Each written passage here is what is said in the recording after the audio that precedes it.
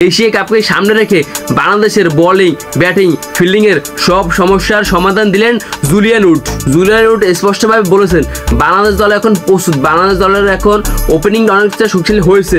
ওপেনিংয়ে থাকবে তামিম, ইমন, লিটন দাস, তারপর অলরাউন্ডারে থাকবে তাহাদ্দুদ, জাকির আলী অনিক, তাদের সাথে অলরাউন্ডার সাইডে থাকবে শামীম হোসেন পাটোয়ারি, রিশাদ হোসেন, তারপর বোলিং সাইডে থাকবে তাসকিন আহমেদ, মোস্তাফিজুর রহমান, তারপর সাকিব ভাই।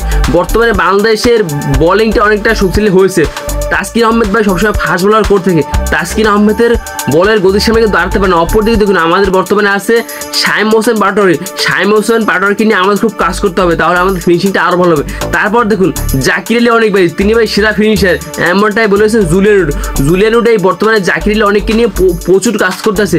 তিনি ভাই জানেন জাকির আলী অনিককে যদি ঠিক মতন গাইডলাইন দেওয়া যায় তাহলে জাকির আলী কাছ থেকে এশিয়া কাপে গিয়ে ফিনিশিংয়ে ভালোটা রান পাওয়া যাবে। অপরদিকে দেখুন বর্তমানে বাংলাদেশের ফুল টিমটা একবার চেঞ্জ হয়ে গেছে। একসময় এই দলে ছিল সাকিব, মাহমুদুল্লাহ, মুশফিকুর রহিম, আর অনেক জাতীয় দলের আরও অনেক প্লেয়ার ছিল যারা অনেক ভালো করতো। তারা এখন কেউ নেই। বর্তমানে বাংলাদেশ এই দলে সবাই তরুণ প্লেয়ার। তারা এখন ভাই খেলাটা জানে, তারা কীভাবে ভাই ম্যাচগুলো জিততে হয়। বর্তমানে বাংলাদেশের দলের ক্যাপ্টেন হচ্ছে লিটন দাস।